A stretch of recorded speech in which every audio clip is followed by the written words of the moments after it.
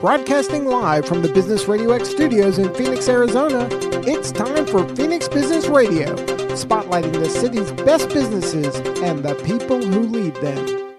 Welcome, everyone, to the LURNIST show, broadcasting live to you today from the Phoenix Business RadioX studios here in Tempe, Arizona. I'm your host, Deborah Hildebrand, and for the next hour or so, we will be talking about education, ed tech, and related topics with our special guests. I wanted to take a moment to thank our sponsor, Hildebrand Solutions, where we offer training and coaching in project management. Right now, we are offering remote courses for certification with Scaled Agile or SAFE certification. Find out more at hildebrandsolutions.com//SAFE. So I'm really excited today to have the team from Michaels & Associates, a training and instructional design consulting firm, on with us today. Thank you so much, all of you, for joining me. Thank you. So I've been looking into what your firm does, and I love that you care so much about your clients and their teaching and learning, and you help them be their best, especially like Sherry's always talking about that on social media. So it's great.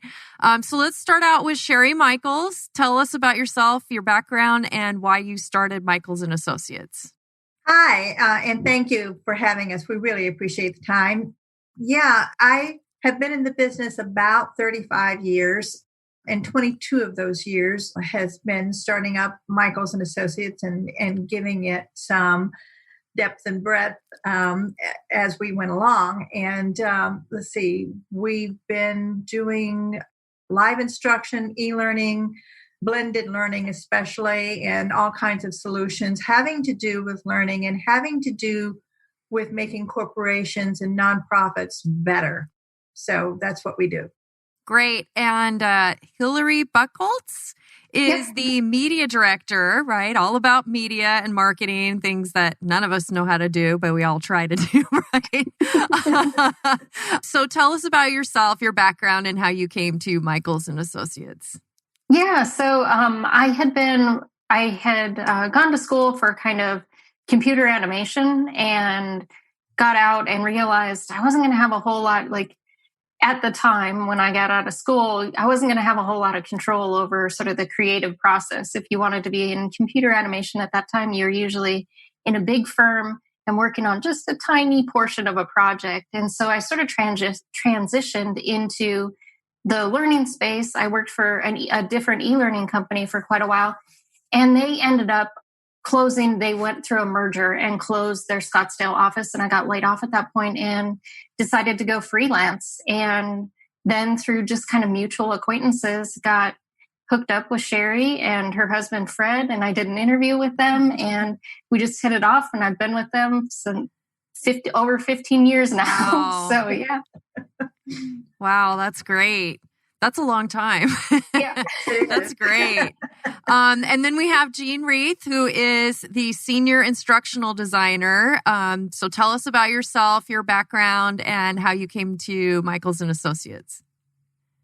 Yeah, so, I started out my work life in tech support for a tax program. And after a couple of years of that, I decided I didn't want to work the crazy hours that they were having work. So I, kind of found a job in the training department, and I've been in the training, learning and development world ever since. So it's, a little over 20 years, first as an instructor and then, eventually as an instructional designer. About 14 years ago or so, I started doing contract work remotely after moving from Arizona. And that was a perfect opportunity as a single parent to spend, be there when my daughter left for school and when she got home and everything. And so I kind of decided that was, kind of the way I wanted to do things. And then about 6 years ago, Sherry got in touch with me. She had a new client in the Houston area. And I've been working with Sherry ever since and the rest of the team.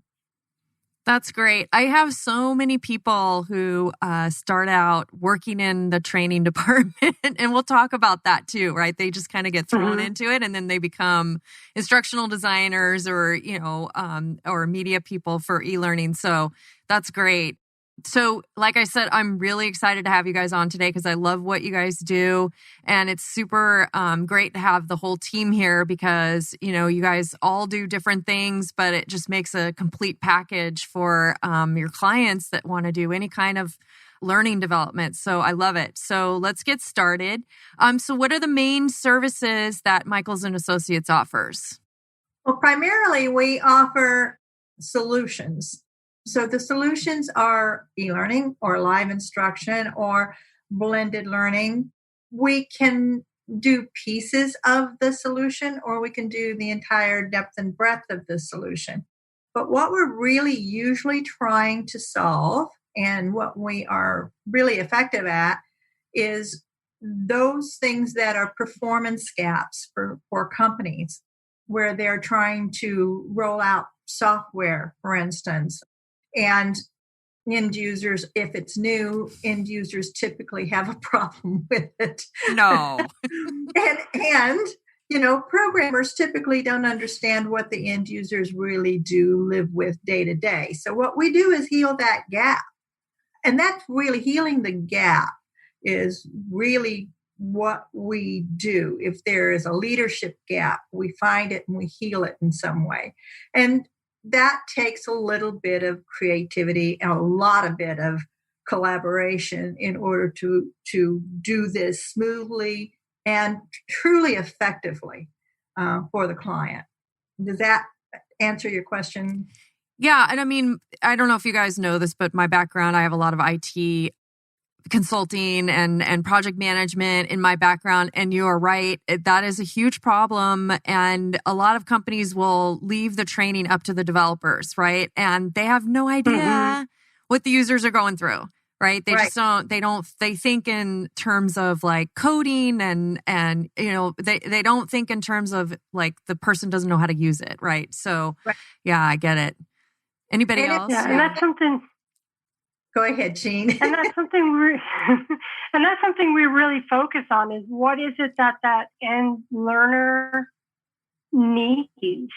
A lot of times what we're dealing with a lot of content and a lot of information, and it's really about paring that down to find out, to give those learners only the information that's critical to what they need to be able to do or to know. And presenting that or in the most effective way, whether that's e-learning or instructor-led or a webinar or whatever. It's really what we have in mind is what the learner needs, not what the information would maybe dictate.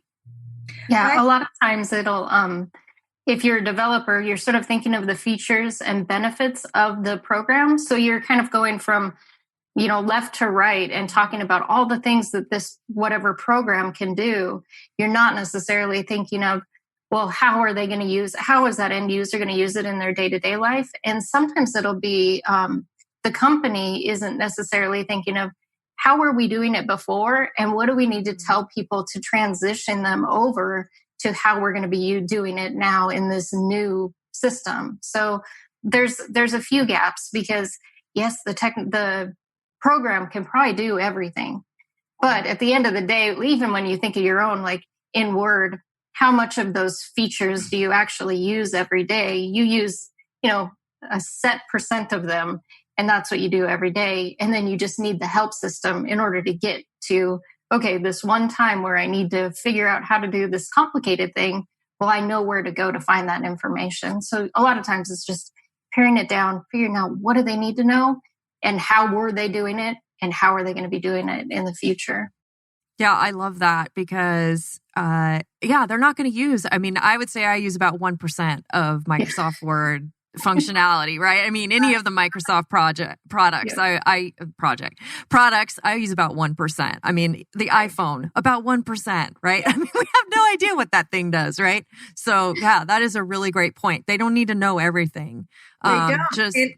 And the point of fact is what they need to do is their jobs using that software. That's it. Right. The business process is behind it, how they do their jobs and how they actually do their jobs, right? You're exactly right. And one of the unique things about our company is that almost everyone in our company has come from a very technical background. And that includes me. I was a programmer.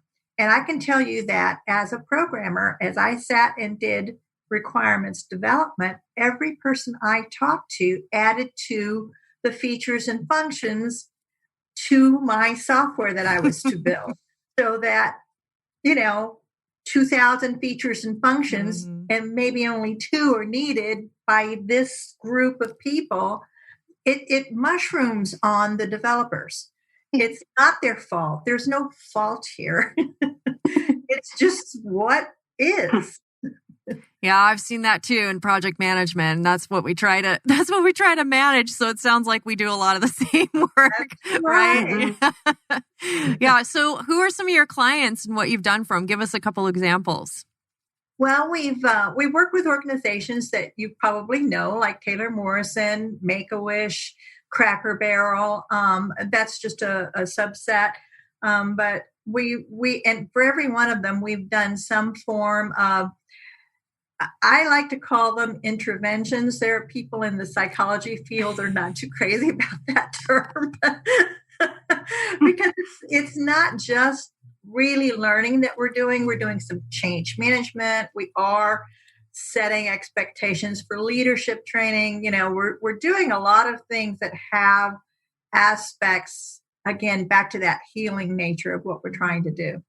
So Hilary and Jean, so as the media director and senior instructional designer, how do you two work together to provide a whole solution to your clients?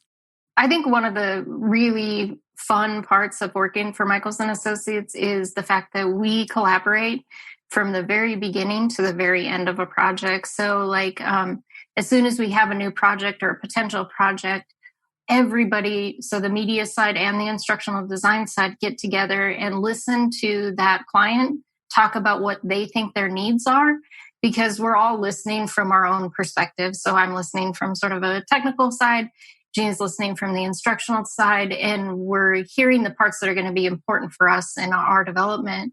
And then we'll go in and craft a solution that's going to work best for the end user. So usually what that means is, not everybody has a ton of time or a ton of budget, but we're trying to fit within these parameters. And what we're trying to do a lot of times, because people say, oh, I want e-learning. And we'll go back once we've had a chance to listen to them and say, okay, do they really need e-learning, or is there a different solution that might work a little bit better for them that we can actually, hit their time, hit their budget, all of those things. So we're really just trying to come up with really kind of creative and not necessarily high tech, but just really creative solutions that'll help that end user. And then throughout the process, like Jean will work on storyboards or through the instruction. And then I will get to review and say, oh, I like what you have here, or this might not work so well on the technical side here, but what if we did this?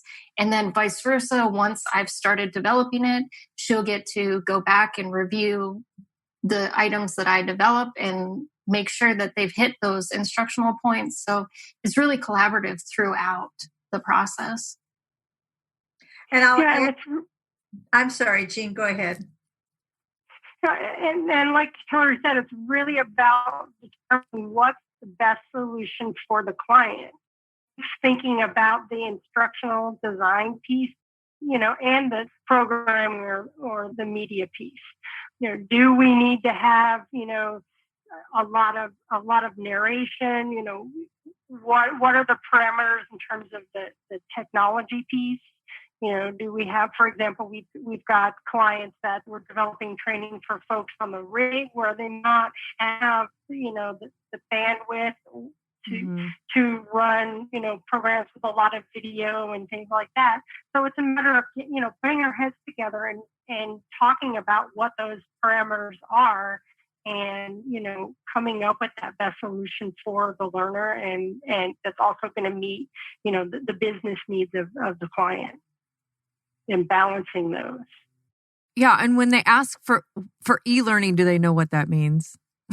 Not necessarily. Not always. In fact, we see people use the term video and e-learning interchangeably. It happens a lot. And so one of our diagnostic questions is, okay, do you mean video? do you really mean that? Because in point of fact, from our side of the table, we use all different types of media to get the job done, to get it done effectively. And video might be right for that job. But then again, maybe it's not. Maybe a short storyline segment of frames would be better. Or maybe, honestly, maybe a PDF will do the job. You depending on what the challenges and issues and constraints and budgets and all those things that we put into a pot and we kind of pull out, okay, this is what they really need. And of course, we talk to, one of the things about being collaborative is that we're collaborative with our clients as well. We talk to them as we're going through it. We have them review every single step.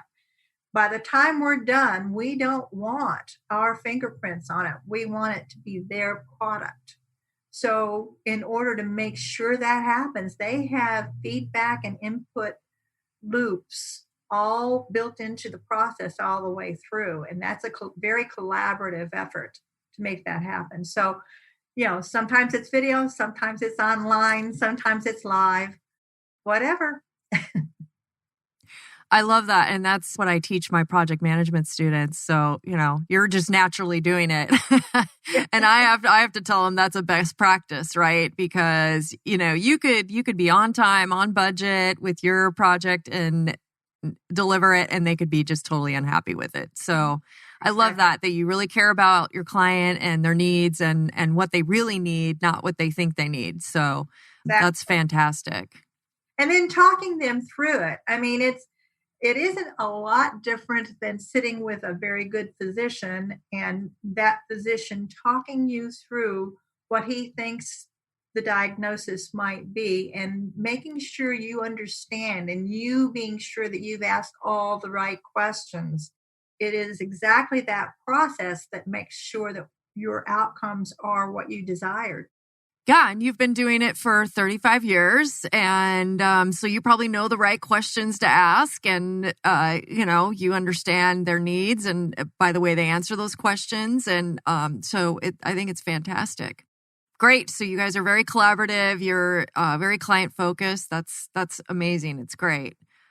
So you sent me this sentence, and so I have to say it, and then you have to explain what this means because you didn't even tell me. You just sent me the sentence.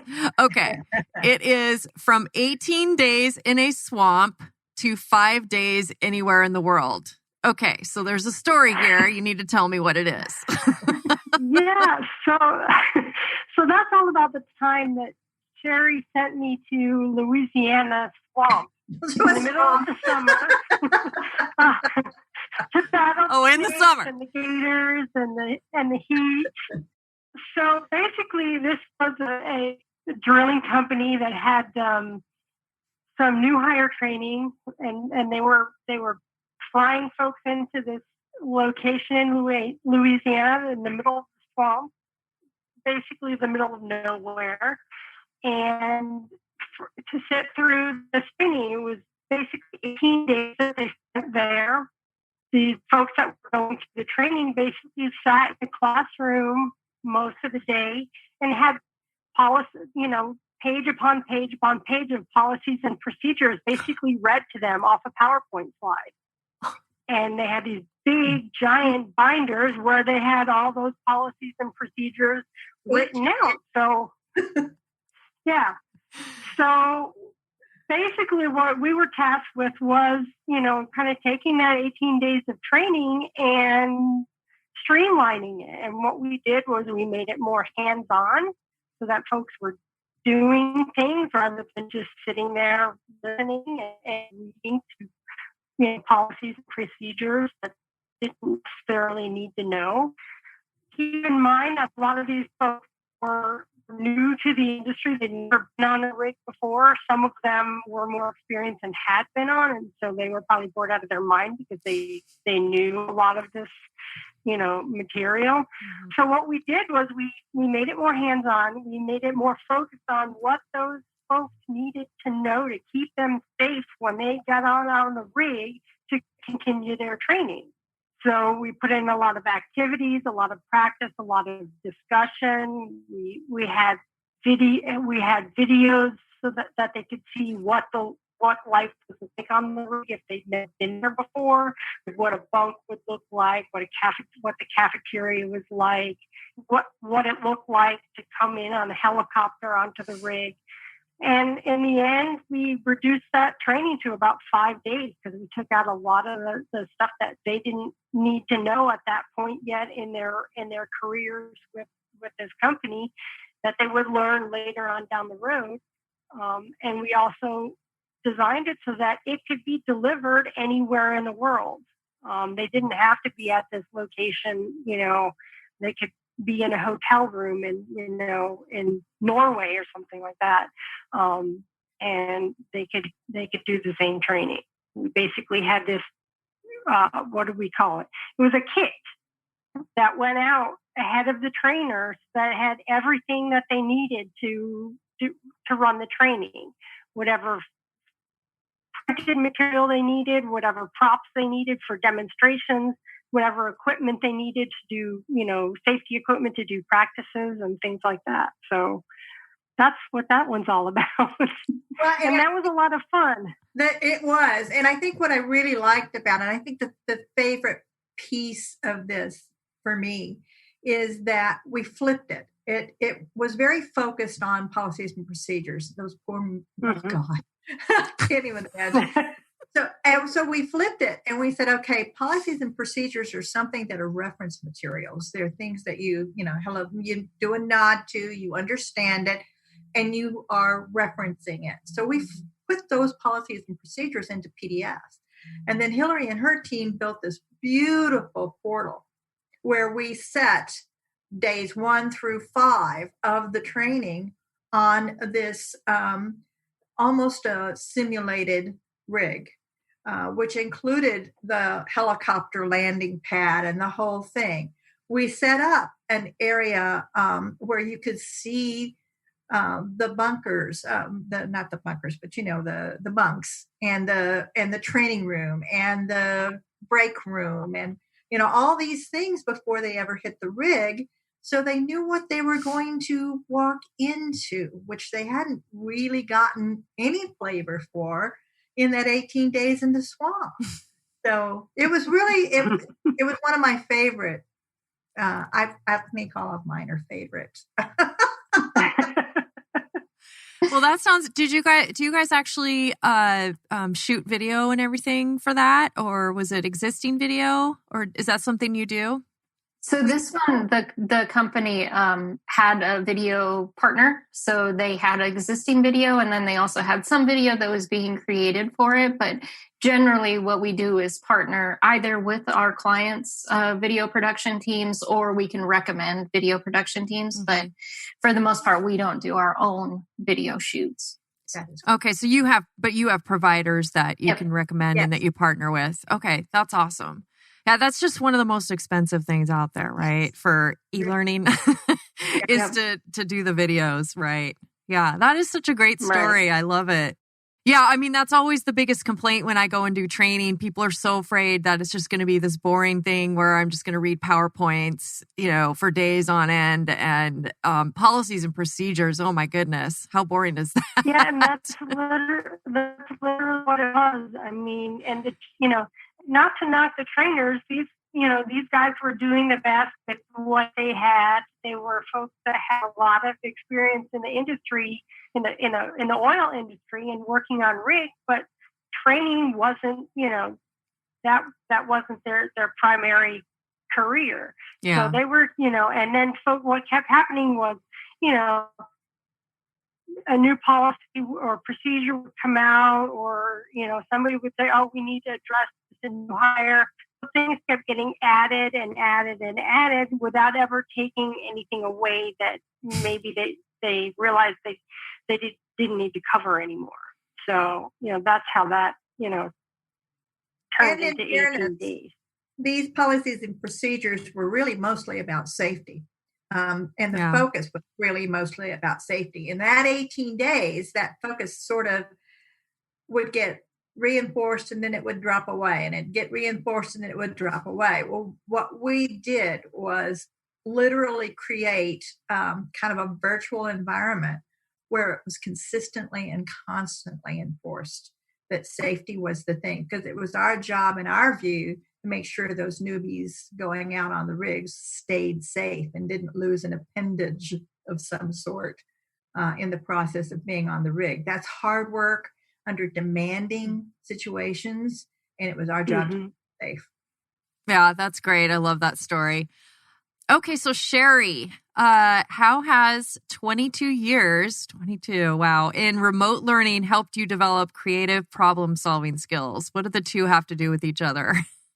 Well, we have been very, very lucky in that we have had a very diverse client base. And I think that probably sets us apart from a lot of companies. A lot of companies in our business tend to specialize in an industry or a market niche. And we've been very diverse. And I've been resistant to specializing because I love that diversity. And because of that diversity, you might see the same or similar problems among different clients, but in their field, it impacts them somewhat differently. Excuse me. And because of that, the approach has to be different. So, yeah, we've seen that problem before, maybe 22 times. But every single client. It's different for everybody. And every client will say, well, but for us, it's different. Yeah. And they're right. I mean, that's the really big thing, is that it's different for them. It's different for them because of their culture. It's different for them because of their market. And in certain situations, on a rig, that's about safety. In health, that's about safety and a lot of compliance and legal issues. Every organization has something that impacts their environment, even though that nut that we have to crack is the same nut. We may have to crack it different ways. So knowing that and understanding that and having compassion and empathy for the people who are in these situations and for the people who are just trying to get their day's work done, that causes us to have the drive and the passion and the abiding interest to make each situation fit exactly like a glove. And that takes some creativity. It takes a little innovation. It takes knowing all the tools and using them appropriately. So I would say that's how it happened. Yeah, that's great. I mean, that's so much experience, and your clients are so lucky to have that experience, behind them when they hire you. So I love that. Thank you. Yeah. So something that my students struggle with is being put in a role with no experience whatsoever. So I get a lot of students who are, just shoved into a project manager role and they know nothing about project management. So they take my class, right? And then they learn how to do their job. So what advice do you have for somebody who has been tasked with training staff but has no experience in instructional design, no experience in training? And I know, Jean, you probably had this experience yourself, but what kind of advice would you guys give somebody like that? Really, the first thing I would tell them is look at what is the goal of what you're trying to do? What is the end goal? The key thing to remember is training is not always the right solution. And it's to really first determine what are you trying to do, and is training the best way to do it?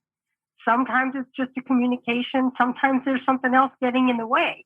If folks aren't doing their job the way they're expected to, is it because they don't know how, or is it because there's something preventing them from doing it the right way?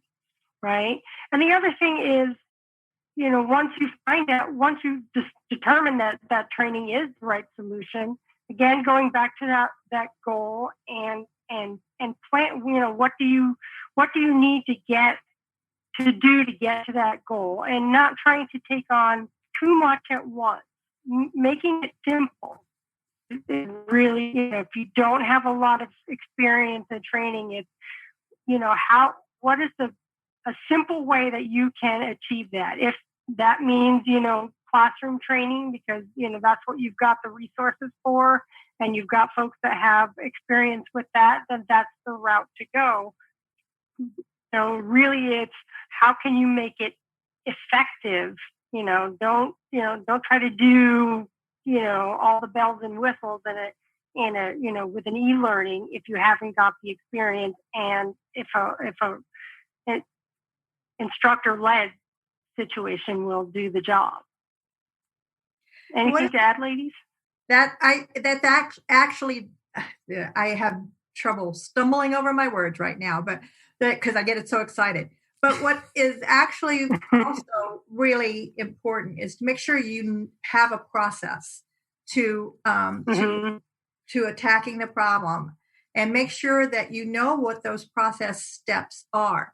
Once you've done the process steps multitude of times, so you really know it backwards and forwards, you'll know which steps you can skip this time when you do. You can't skip in the beginning. You have to do every single one when you're in the beginning, because the one thing you skip will be the one that will bite you.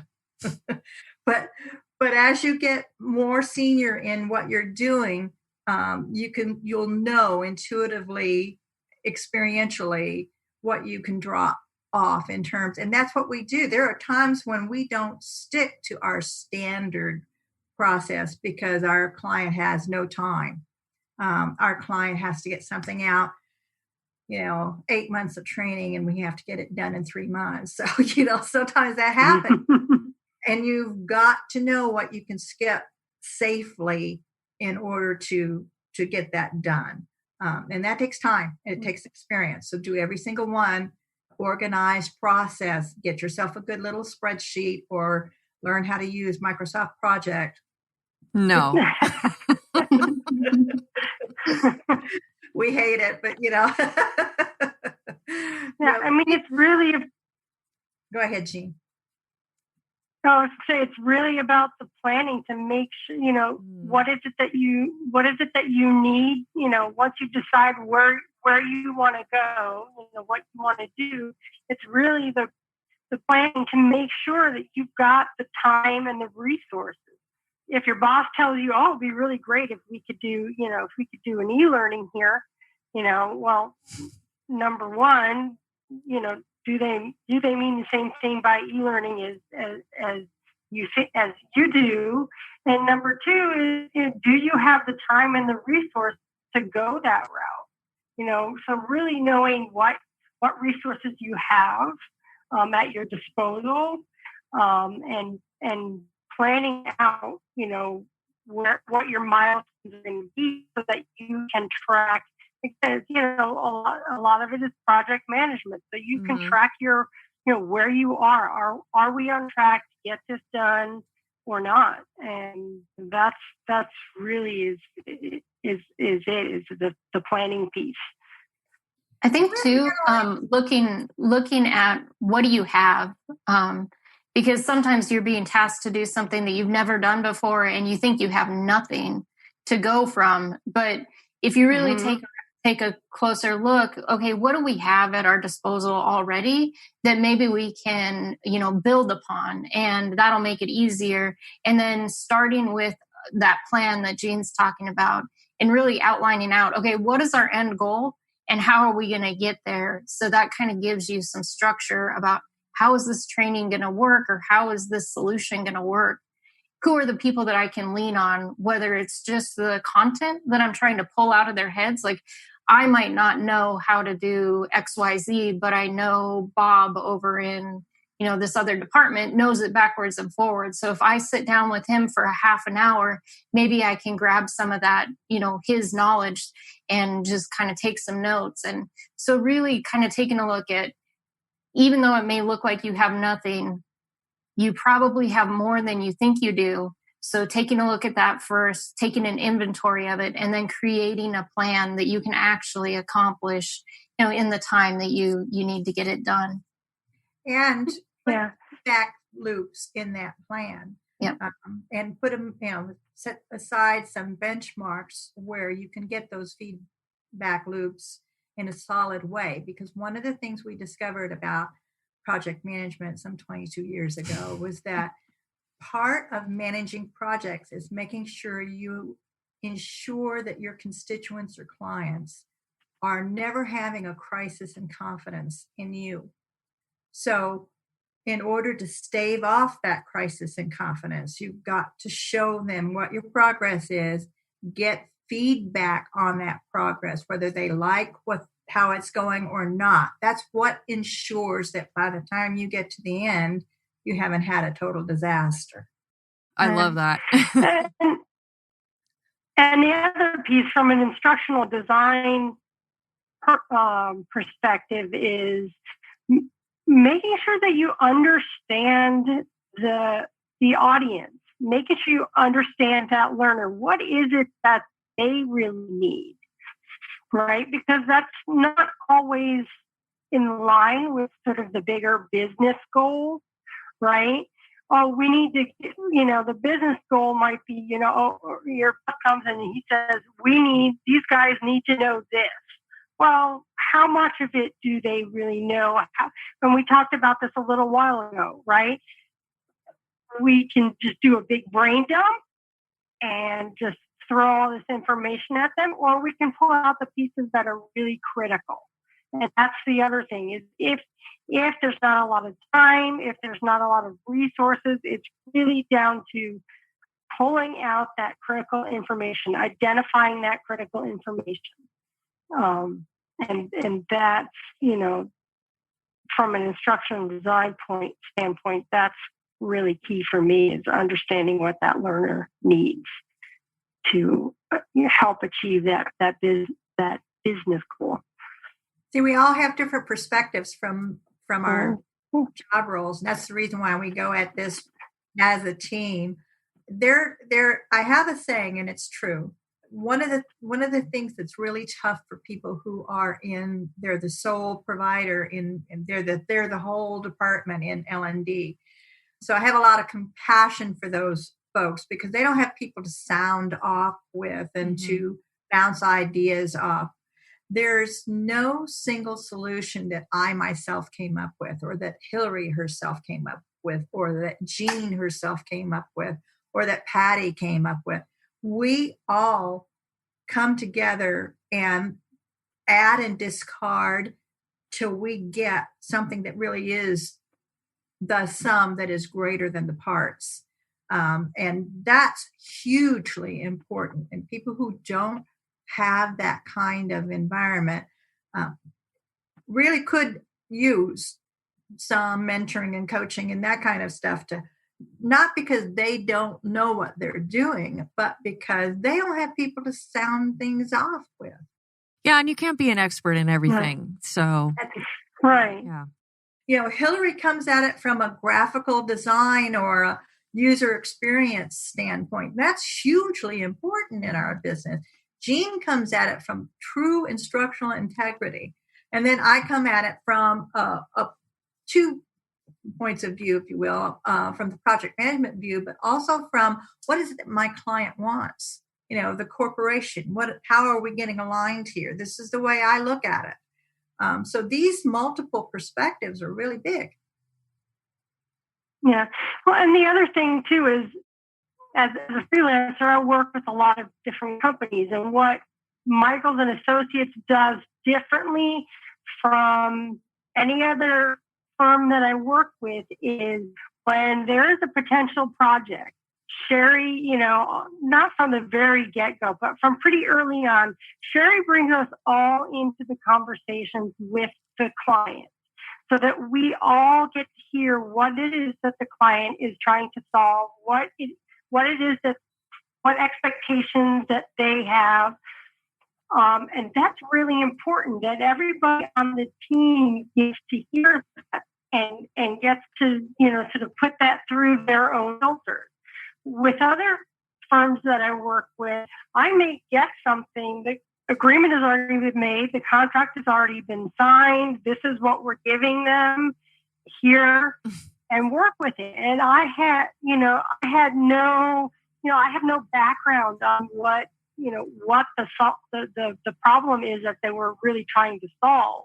I just have, this is sort of the interpretation of the client's problem that I was given, and it kind of puts, as an instructional designer, kind of puts me at a disadvantage because I'm having to go off of, somebody else's interpretation that may not know anything about instructional design. Right. So, and that I think it does a disservice to the client. It does do the disservice to the client. Not only that, and it's really an important aspect that Jean brings up. Jean also, and Hilary and Patty, are all asked to estimate the amount of time that they think it will take them to do the job. What this means is that we are consistently on time and under budget because, first of all, I've created a historical database that we can go back almost 22 years and compare. I love that. But on top of that, they've now all worked together a lot and they know who they can hand off certain pieces to and all that sort of stuff. But Jean knows what it'll take her to do 2 storyboards for 2 modules. And, the storyboards are only 10 minutes long. And she knows how much time that will take. Hilary knows because she's been listening through all those conversations. She knows how much program she's going to have to apply. Patty knows how much project management time she's going to have to put in, so that when we offer an estimate and a work statement for our work, we have some real confidence. Those are real numbers. They aren't things that we just pulled out of the sky somewhere. Mm-hmm. And our clients can have confidence in us. That's great. That's one of the hardest things to learn and to give your clients are estimates. And I love that you keep a database. That's another thing that I really try to push on my students. Keep a database of all your project data, right? I mean, it's just so important. Absolutely. And it's funny because I'll sit there and I'll go, I'll throw out a number. I said, my gut tells me this is what this is gonna. And Patty will go through all of the history. And she'll come out with the real numbers, and we might be 2% apart. That's crazy. Wow, that's great. I love it. So I want to talk a little bit about like transferring. So if you have a client that has just been doing a lot of, like your Swamp client, right? Doing a lot of in-person training, what would you tell those organizations and executives out there that are thinking about going into e-learning or online? What are the benefits of doing that? Well, I think the benefits are huge. I think there's a lot. In fact, I read an ATD or training development quote the other day that there was 24% of training was being done online and something like 35% was being done live. Now, that was before COVID, and everyone got a little shock that we can't do that anymore. Not to a degree. So there's still going to be a lot of transition over to online. Now, the point is well made that everything can't go online. Everything shouldn't go online. There's a lot of in-person work that should still be happening. But I think it's important to look at the kind of learning that you need done and to evaluate whether or not you can put it online and whether or not you can do it in a blended solution. In our field, too many people look at training as a single, solitary, isolated event with no support and no underlayment for carrying it through as part of the change in the culture and behaviors. So online, that's even more important because now you have to replace live instruction, the instructor, the workshops, the peer-to-peer. You have a lot of work to do in online to make substitutions in technical ways that bring about that interpersonal, that human touch, per se. So in order to do that, what we do is we do techniques like having workbooks that are associated with the online that we can email pages to our supervisors and have them give you feedback on where you're at and how you're doing and all those kinds of things. There might be videos, video conferencing. There might be virtual instructor-led pieces to the total solution. Again, you start looking at what your tools are and how you can create the same effect, or whether or not you can.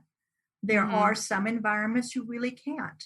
There is a lot of work being done in VR and in the world of simulation. The oil industry is wonderful in its simulation. You can get really, really good at some muscle memory kinds of things in simulation. But the day comes when you have to actually physically do it, and that's live. Yeah. Yeah, I think Terry makes a very good point that, sometimes there isn't a benefit to converting a instructor-led class to an online program. And that could be for a variety of reasons. One that we come across a lot is with software.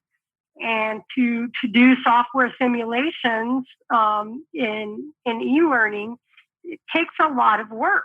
And if that software is going to be updated frequently so that you put an e-learning out there and 2 months from now it's obsolete because the software has changed, really there's no benefit there, right? So it's really, looking at, what is the need? How static is that content? Is there more of a benefit to having, live hands-on practice? For instance, for leadership training, you can't have those practice coaching conversations with a computer. You need two people to role play that effectively. When it does work, there are multiple benefits because you're able to get, for instance, a consistent message out across the board. If you use e-learning or an online program, everybody's hearing the exact same message, and it's not going to vary. As with instructor-led training, you're not going to get every trainer gives a slightly different version of it, or somebody forgets this or whatever. The other thing is that you can get to, with online training, you can get to a lot more learners a lot quicker than you can with live instruction. And you can also make things some global companies have to have that global distribution too. Right. So, there are definitely some advantages when it's appropriate, but you really have to look at, is converting a specific training program to online, is that the right thing to do? And that's a case-by-case basis. Yeah, and talking about timing, I mean, I have a lot of clients who their schedules are just crazy, right? And so to try to get 20 people in the same room for training is just impossible. And it's so if it's online and they can go at any time and do it, then that's a huge benefit. Especially in leadership training. Leadership training is notorious. First of all, most companies, particularly now, I think, are running really lean. And especially when we have SMEs that are in the leadership group, they're incredibly hard to get time with. But try to actually get them to sit down for an hour or more is not going to happen. I completely agree. And sometimes the solution is not taking the entire program and transferring that to online learning. It's taking a portion of it. And, what can we give folks to do before they come into the classroom that's going to get everybody on the same page when they walk in there, so that you can get right down to applying that knowledge, in practice in the classroom. So, like what we did for Cracker Barrel, what we did was get a single e-learning module out to leadership group that is a 10 to 12 hour day for them just getting out of bed in the morning. Mm-hmm. So trying to get them to sit through anything long is impossible. So we just sent out a single e-learning thing that was with workbooks and all this sort of stuff. And then we had basically a monthly call that they had as part of their routine with all the regional leaders anyway. And they included some of the things that we were training on in their monthly call as part of their ongoing structure. We did that for 4 months for 4 different leadership capabilities. And then we ended up at the end of the year where they had a regional management conference with them in a workshop, taking everything they'd been working on from the rest of the year and coming out with understanding what those competencies were about and building a whole new set of golden rules to go forward with in that workshop. So, and I'm oversimplifying this, but what we did was make them a big part of the solution. And I left out the fact that we sent out a survey that isolated from their perspective what they thought the gaps were. So that by the time they went through the entire program and understand that e-learning was only one small part of this whole thing.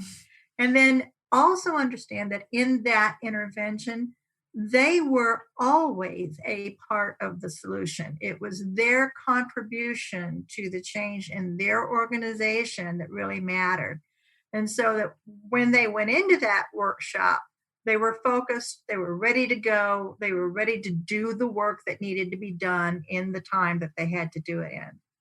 So I have one last question, and then our hour is up.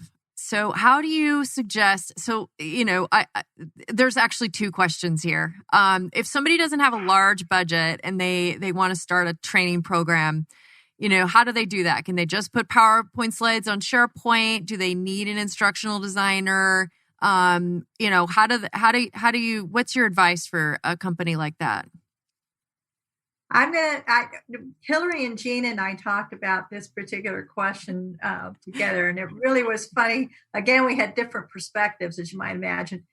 But Hilary's point won the day, and that was that if you have no other resources available to you, go with an instructional designer and let them take a look at your content and figure out what to do with it. Because putting a PowerPoint on SharePoint is actually creating a reference document, and it's great reference. I mean, that's a great way to use essentially a reference kind of tool, but it doesn't make it instructionally sound. It doesn't make it true instruction. And so you and I can learn from almost anything. Almost everybody can learn from almost anything, but is it really good instruction that will help reinforce and will help make those cognitive connections and will help synthesize the kind of information the way we want them to? So is it really going to be effective for learning? And so in order to get that happening, the very basic thing that you should have is an instructional designer. Everything else can pile on and make it better, but the instructional designer is what you need. Believe it or not, my philosophy was in a single slide, a picture can make up for 1,000 words, right? Mm-hmm. We have seen scenarios where people were doing live instruction, trying to teach people how to use a machine, but because you couldn't see the inside of the machine, you couldn't really understand how it worked. So when we added an illustrator and they showed the inner workings of the machine, all of a sudden, instantly, you could see what was going on in there and you were learning about it. Well, sometimes a picture really does add. And I did this on my own. I was sitting in front of an engineer and I literally was scratching out pictures in front of the engineer, how to proceed through something. And he looked at me and goes, "Oh, I never looked at it that way." And so pictures do help. I mean, they really do help. So that's, if you can get a good graphics designer to work with you, do so. But you want your instructional designer. But your instructional designer will tell you that you need that graphic, right? I mean, it's not, right? So you got to start, and I love this, and you have to find the right instructional designer. So I love the way that Jean's philosophy is, what does the learner need? It's not just, how do I structure this module, right? I mean, so get an instructional designer at the very least, but get one like Jean, right? I think you need a Jean, you need a Hilary, you need a Patty. But if you don't have it, again, reach out to people. There are people who have extraordinary talent. One of the reasons I even went into the business was that as a mother of a toddler, I needed to work from home. And it dawned on me one day that there's a tremendous amount of talent out there who needed to work from home. And with social networking and all that kind of stuff on LinkedIn, you can tap into that talent. It's tremendous. And you can always ask any of us anything. That's fantastic. So I'm going to leave it there. I can't believe we're at the end of the hour. I have so many more questions, but so how can people get in touch with you guys? And do you have any last words? They can email us. My email address is smichaels@mnalearning.com, or you can call it 480-614-8440. Hilary is Hilary B @mnalearning.com, and Jean is Reith, REITH @mnalearning.com. Patty Quinn is our Chief Project Manager, and she's P Quinn, QUINN @mnalearning.com. Great. Any last words, Hilary, Jean? Yeah, I think we have a wealth of resources on our website. So that's mnalearning.com. So if you are out there doing it alone, there's a ton of great resources out there that you can really tap into right on our website as well. And as Sherry mentioned, reach out to us. We are always happy to have a conversation. And by the way, those resources are free. That's important. Yep. I love that. That's great. Okay, so just a reminder to our listeners that although this show is live, we do record them and release them as a podcast. So you can subscribe to the LURNIST show, LURNIST, on Apple, iTunes, Spotify, iHeartRadio, or your platform of choice. You can find the links to the show at podcast.thelurnist.com. And that's it for now. Thanks for listening. We will be back in 2 weeks on June 9th at 11 a.m. Arizona time, which I guess is Pacific Daylight Time, Mountain Standard Time right now. And thanks to our guests today. I really enjoyed the show. It was great, you guys. Thanks for coming on. Thank you. Thank you.